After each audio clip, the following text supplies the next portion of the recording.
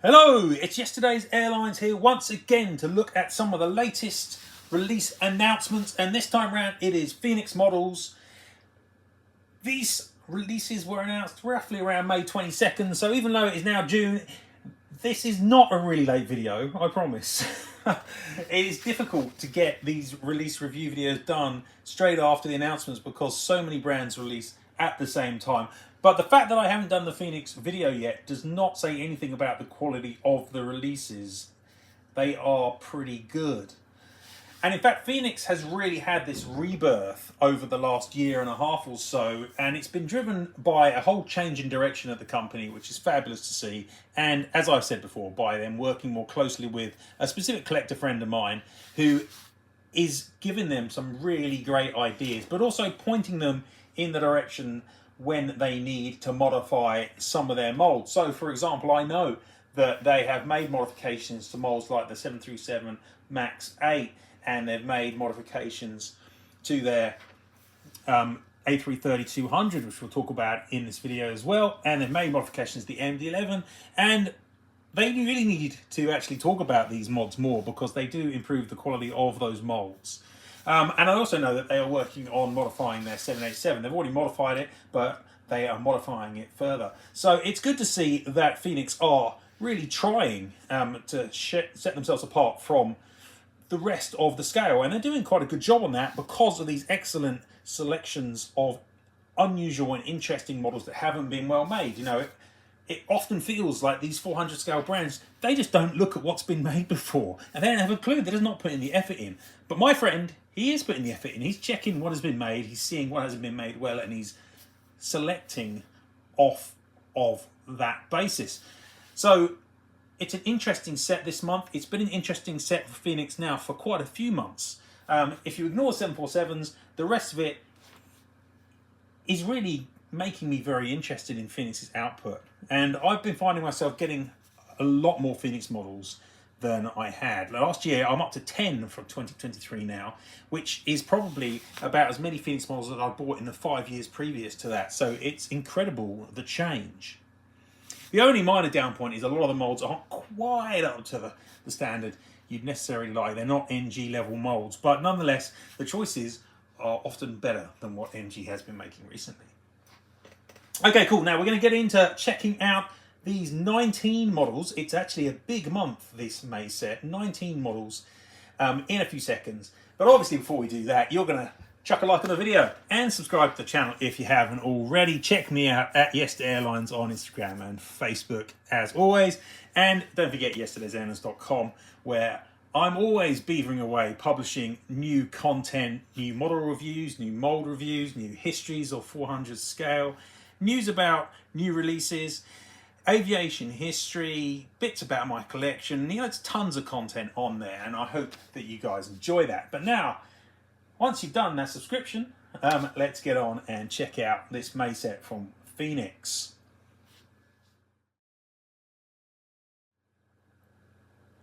Now, quickly before I start that, I should point out that although this is the May announcement set, you're probably not going to see these models for a few months. It seems like we're only just getting the last set that are out is the January set. So we've still got 2 or 3 Phoenix sets which haven't actually been released yet. And obviously it's coming up on early June at the moment. So it does take them 3 or 4 months to actually get the releases to market. Certainly in Europe, though, I tend to think they get to Asia obviously a lot faster, and they often seem to get to the US a bit faster than Europe too. But just be aware of that. Even though these have been announced in May, I imagine they won't turn up until probably August. So that is something to bear in mind. But anyway, let's get on and get into this set, see what they are offering for this May announcement group. Now, the first 6 models are Airbuses, and we start with a trio of A320neos. Hey, that rhymes. Okay, cool. Now, the Phoenix A320neo, it's not a mold which I love, but then again, it's also not a mold that I really hate either. It's kind of a mold I'm a little bit indifferent to. The Phoenix A320 doesn't score particularly well when you do detailed scoring of it, and I've done a detailed A320 review at the site, so check that out. But it isn't offensively bad either. And at least unlike the JC Wings Gemini Neo, their Neo engines aren't dragging along the ground. So I don't love it, but I don't hate it. And there's some interesting subjects here. Now, first up, we've got an Air India A320 Neo VT Romeo Tango November. And nobody else has announced or made an Air India Neo. This is in the new colours. I don't think the aircraft is in service yet, judging by the pictures. I'm sure it'll look great. I really like this new Air India scheme. I think I've said that before. I know a lot of people don't, but I think it's pretty classy. Nobody else has announced it. That itself makes it more interesting. I do get the feeling it will be produced by others. It wouldn't surprise me if Aero Classics produced this. It wouldn't surprise me if JC Wings announced it, to be honest, or if maybe that would be a Gemini release, I'm not sure. And it wouldn't surprise me either if NG make it too. But at the moment, nobody else has announced it, and that does give this one a bit of a head start, albeit that it's going to take 3 or 4 months for it to turn up. I'm going to put this one up into High Flyer. I think that it will look pretty decent, and even though the mould isn't the best Neo in the market, it is still okay. Next up, we've got a LATAM A320 Neo. This one's registered CC Bravo Hotel Golf. Now, this aircraft actually was delivered as the first A320 Neo in South America, and it was originally delivered with a Brazilian reg PTTMN, and it has been transferred to the Chilean side of LATAM. That model was made several times by various brands in the previous reg. It was made by Aero Classics. They didn't have Neo engines at the time, which is kind of entertaining. And it was made by Gemini, and they made the most appalling version. It was one of their very earliest Neos, and it was shockingly bad. The engines were so large. It was embarrassing. I actually reviewed that model a long time ago.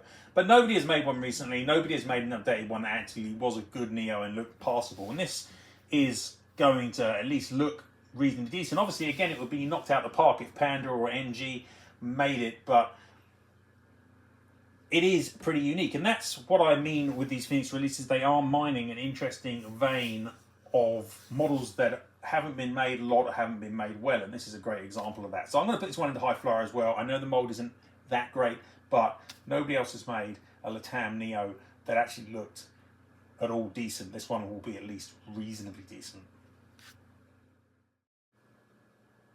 The third and last of these A320 Neos this month is one which is a lot more familiar, and that's because it has been announced already by JC Wings, and it's also just been released by Aero Classics as well, and that is N986 November Kilo Spirit Airlines, and wearing the Super Nintendo wheel colours. Not going to discuss it any more than I have already, to be honest. Doesn't particularly float my boat, and there are other versions out there. Not entirely sure whether you consider the Aero Classics to be an upgrade on Phoenix. I probably would. The JC Wings one is likely to not be as good. They're all kind of middling, but I think the Aero Classics is probably the best of the three. I'm going to put this one in Workhorse. This one's not floating my boat much at all. Now, the last A320 family aircraft this month is an A321 Neo. It is Egypt Air. The reg is SU Golf Foxtrot Sierra. Now, I'm not entirely sure what's going on with this, because they actually did release an Egypt Air Neo with this same reg. It's come out not long ago. I think the model was announced last year, but I don't think the release has actually been out that long. And this one looks exactly the same, and I can't see any difference. So unless there's a registration difference which isn't being replicated on sales websites, I can't see any reason why this is different to the previous version. So again, it looked okay, the model, and Phoenix have one of their changes to molds. They have modified the wing to make it a proper A321 wing. I still don't rate this mold in comparison to the Panda or the NG, but it's okay. And I was going to put it in Workhorse because it is effectively the same as one they've made before. There are 3 wide-body Airbuses this month, and initially they all look kind of standard, but actually, once again, what has happened here is they've looked at what's been made and found models that haven't been made a lot or well.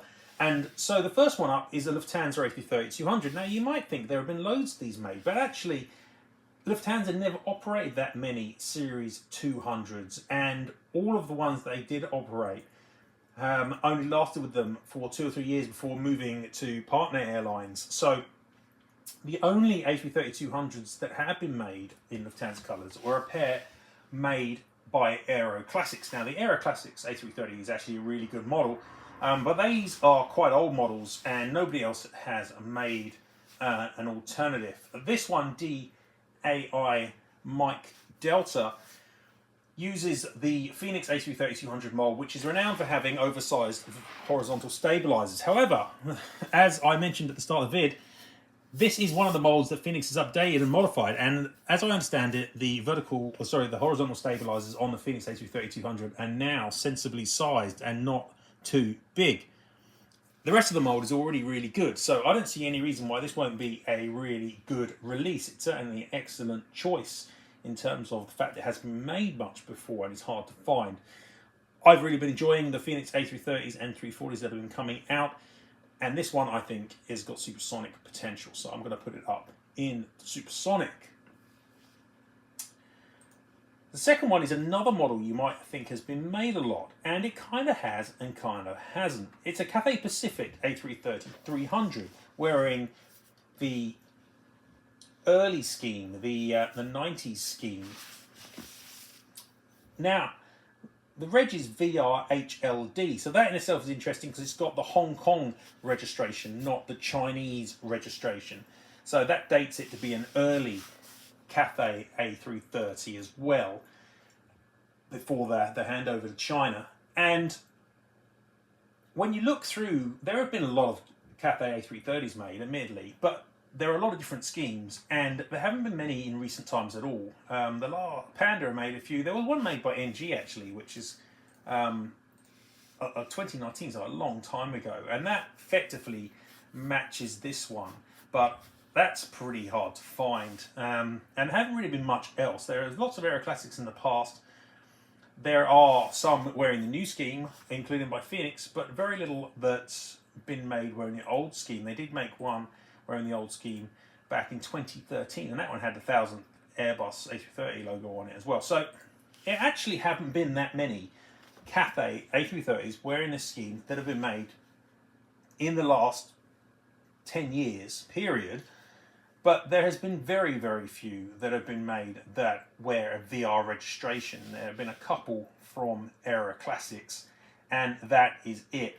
So this one, again, even though it looks like it should be a common garden model, actually is not, and it's actually surprisingly rare, and I think will be well sought after. I talked previously about how Cathay isn't as well covered as you might think because of the licensing implications. Again, I'm going to put this one up into supersonic. It's a model that I am actually reasonably tempted to get. I'm almost talking myself into it. And the last Airbus is another slam dunk, in my opinion. It's a House Colours A340-500. Once again, not a model that has really been well covered. There aren't many Series 500 molds around anyway. Phoenix has got one, JC Wings has got one, but the only versions wearing this House Colours scheme that have been made before are ancient ones made by Dragon Wings. And in fact, they've made this aircraft, which has the longest range aircraft in the world titles on it. F, Whiskey Whiskey Tango Echo. This should be a class release. The Phoenix A340-500, excellent. Nice classic Airbus House Colours scheme. Can't really go wrong with that. And once again, a model that hasn't been made well ever. So once again, I think this is a supersonic. These Airbus wide bodies this month are all really good selections. Bravo. Okay, now we move into Boeing territory, and we've got a pair of 737 MAX 8s. I've said some unpleasant things about the Phoenix MAX 8 before, because I got some of the early releases and I really didn't appreciate them. I didn't like the tail cone form, I didn't like the nose gear. But actually, again, Phoenix have gone out and modified this mold, and I've yet to get my hands on one of them. The ones that I'm seeing, the Fiji Airways ones and such, that I'm seeing pictures of, look substantially better. Almost like a new mold. They look so different to the old ones. And I'm actually at the point now, even though I haven't seen one in person, that I can really recommend these. I think they compete well with the other Max 8 molds out there. They might not be quite as good as the NGs, but they still look pretty damn good. And I think they're providing some strong competition. So again, it's another case where Phoenix has gone out and actually made changes to their molds to improve them, and I think successfully. This month there are a couple of Max 8s. The first one is Luxair LXLBK, and Phoenix have, as I said, been making quite a few Maxes recently. They've actually made a Luxair Max 8 not long ago, LBL, so that one can be used as a comparison in terms of what it looks like, and the release looks pretty good actually. I'm surprised by how nice it looks, but it has been made before, so I'm not going to give this one a particularly high score, but I have to say that Phoenix are the only one who've made a Luxair Max 8, so that is positive too. So I'm going to put this one into Workhorse, but doesn't say anything about the mold in this case. Next up, we've got TUI Airways, and this is a model which is going to get released by most of the brands, I get the feeling. That's if NG ever release anything European again. But it's TUI Fly DAM Alpha Hotel. It's wearing a really nice kind of triple retro or triple livery here. Starts with a TUI, fades in to Hapag-Lloyd Express, and then ends with the classic Hapag-Lloyd livery. It looks really nice. The colours oddly go together really well, much better than you might expect considering it's blue, yellow, orange. But yeah, it's been announced by JC Wing, so there is some strong competition here, but who knows when they're going to get around to this release. You know, they announce it, God knows when it will actually turn up. The Phoenix one will be out sooner. I get the feeling it will be announced by NG, but I don't know for certain. So no reason not to get this one, I would say, and I think, as I said, that the mold has improved to the extent where I'd be willing to chance it, to buy this one. I'm going to put this one up into High Flyer. I'm still not 100% sold on the Max 8 mold, but it's looking good. I really want to get hold of one so I can give it a review, but that'll have to wait. Don't get many Max 8s after all in my collection. Okay, now we've got, obviously the down part of the video, we've got a couple of 747s this month, classics. Now I know NG's having problems with their 747 classic mold, but even the sample they recently sent me that I reviewed that everyone got grumpy about was better than the Phoenix molds by a significant distance. This month, Phoenix are offering Air France FBPVB and a Northwest N623 US in the thermometer. You know, I don't need to talk about these. You guys, anyone watching this video doesn't know my view on Cathay 747s. You know, just go and check out the website, check out what I've said in previous videos, okay? I don't need to say it again. I know it upsets some people when I do talk about it, so I don't want to talk about it too much. I'm just going to put them in a scrap mail and forget about them, okay? And let's move on because there's still more good stuff to talk about in this video. And the next Boeings are a trio of 767-300 freighters. Oh, in fact, no, not freighters, sorry, apologies. Two of them are not freighters, but I keep on getting confused because there are freighter versions that look very similar, and one is a freighter. So the two passenger versions are Iceland Air. We've got TFIS Whiskey and TFIS Oscar. The difference is the colours. One's got blue and one's got magenta as the stripe. I'm not a big fan of this new Iceland Air scheme, to be honest. I think it's pretty tedious and not especially pretty, but it's okay. Big billboard titles are a bit lazy too, to be honest. Now, the reason I was getting confused with the cargo is because they do have, or they did have at least some Iceland Air cargo 767s, and one of those has been made by Phoenix already, and that one had the magenta tail as well, but it had big cargo tiles on it and obviously no windows. These two are in passenger config. They look like they're still being used by Iceland Air at the moment. Do like the Phoenix 767 as I've talked about before. Not 100% sold, I have to say, on the Iceland Air cargo version they produced, which the cockpit looks a little bit funny on. But yeah, I think these should still be decent releases, and I know that my good friend Steiner is pretty excited by both of these. So I should put them into High Flyer. They'll both be nice. The last 767 is also Scandinavian. And it is also, well, it is a freighter. It's a BDSF, it's a converted freighter. It's Maersk Air, And it's a good, solid European cargo airline. OY Sierra Yankee Alpha is the registration, so it is Danish registered. Maersk obviously got a long history in the airline business, but most famous in my mind for passenger aircraft, not freighters. But these Maersk cargo 767s are fairly common around the place, and it's not the most attractive scheme, but it's got the classic logo star on the tail. Again, I'm going to put this one in high flyer. It's a good, varied, unusual aircraft, not been made by anybody else. Last Boeing on the list is a 777-200. You'd have thought there aren't many of these that can be still left to be made, but let's face it, there are, especially early ones, because brands today are so focused on modern aircraft that this Continental Airlines 777-200 is almost like a retro release. Now, NG did do the Peter Max, but they haven't done a standard scheme. In fact, nobody has done a standard scheme except Gemini, who made... Oh, and there's an aeroplane one, let's ignore that. Really, just Gemini Alm is an incredibly old Herpa one. But these all date from like the beginning of time. The Gemini releases are going from 2005, and the Herpa ones are roughly around the same sort of time period. So there's really not a lot to say. I think Gemini made one in 2010 as well, but again, it just looks like 2005 one really. It's before aerials, it's before rolling gears, it's seam mould, so on and so forth. I actually own the original Gemini release, and I'll be looking to replace it, and this one, N76010, may well be the model to do that. I've talked about the Phoenix 777-200 before. It's not as good as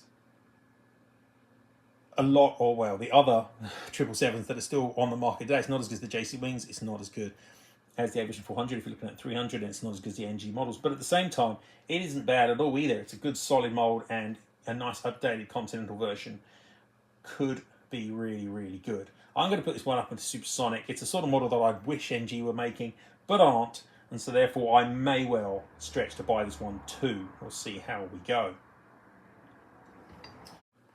And that leaves just 4 models to discuss. A couple are IL-96-400s. Now, Phoenix are clearly happy with how their other IL-96-400 announcements are selling on pre-order, because there are only like 11 schemes to make, and this is the 4th and 5th versions, and they're only been out this year, so they're obviously quite pleased with it, even though we haven't actually seen the finished product yet. I have seen some pictures of nearly finished products of the first models, and they're looking pretty damn good. So I'm still super excited about what is likely to be on offer. Now, the models we have this month are, first off, a version wearing the United Aircraft Corporation scheme, SNIL 96400M, the new version that, in theory, might actually get into service, though I'll be amazed if they make more than just a single aircraft, to be quite honest. RA 96115 is the reg. The scheme isn't particularly exciting, but the aircraft has some historical significance. It's a shame that it's tied a little bit to the Ukrainian war, because they wouldn't be wasting their time with this if they could access Boeings and Airbuses. But the aircraft looks cool. The second model is Pole Flight, or Pole Airlines, another cargo aircraft, IL-96-400T, so this is the cargo variant, the older one, RA-96102. Scheme isn't that exciting, but it's still pretty classy. Kind of classic Russian, like kind of random sort of titles. I'm not really sure what the tail logo's all about.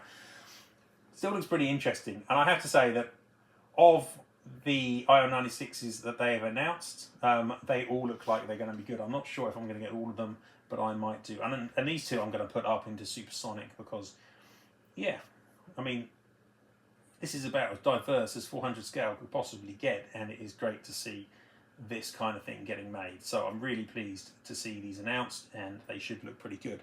The only big problem I've got is that these are quite large models, and I really don't have the space in my Russian section to put these large IL-96s in. So that's going to be a challenge. Anyway, that's not your problem. Last 2 models of the month are McDonnell Douglas MD-11s.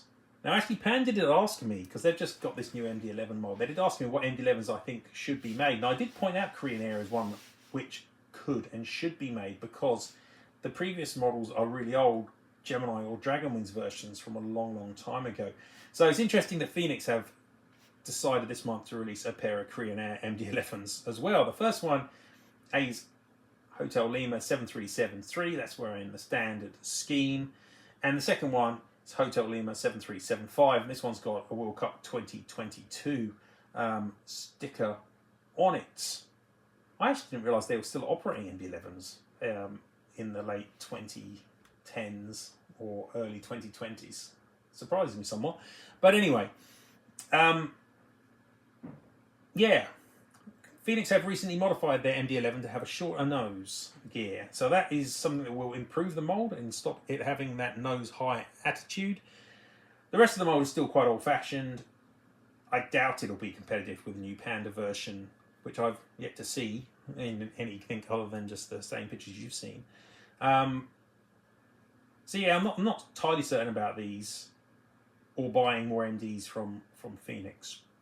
But I'm going to put the standard scheme one into High Flyer. I'll put the other one into Workhorse and kind of be done with it. I'm sure they'll be okay. They might even be really nice. And they're certainly not bad choices, because they're exactly the same choices that I made. I mean, my friend is doing exactly what I've been doing.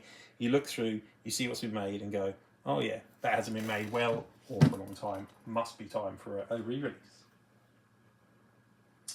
Okay, and that is the end of our look at the May announcements from Phoenix. This is a better month than I thought it was when I started and I saw the original list. And when I look through here, there's some excellent, excellent choices here. Ignoring the 747s as always, the rest of it is full of stuff that hasn't been made or hasn't been made for a long time or hasn't been made well. And that is excellent. It's an excellent way to select new models to make, and it's a great way to see diversity, because it's not just a case of, oh, you're making stuff that's been made 100 times before. Even the stuff that has been made before, it's so long ago. And these are major airlines, you know, Lufthansa, Cathay, Icelandair, Egypt Air, Latam, Air India. They're big carriers, they'll be good sellers. And yet at the same time, they're not forgetting more interesting diversity like those IO 96-400s. So it's another great month from Phoenix, and of this bunch, I could easily buy 3 or 4, which is still surprising me when I say that about a Phoenix video. In fact, I could probably buy 5 or 6, to be honest. So, excellent. Excellent month. Really pleased with what Phoenix is doing. Of all of the manufacturers at the moment, they are probably choosing the most interesting models to release. And they are improving their molds. Most of them aren't still, even after mods, quite up to the level of some of the competition, but they're still decent and good choices. So great selection of models. Hope you guys see something that gets you interested as well. Really feels like Phoenix has been revitalized and is producing some of the best models and best diversity that they've ever made in their whole history. So top marks. Okay, great. Well, that's it for this video. Hope you've enjoyed hearing me natter on about the May announcements. Hope you found something you like. Chuck some comments on the vid and tell me what it is you're interested in getting. And I'll see you next time in the next one of these videos. Thanks for now. Bye-bye.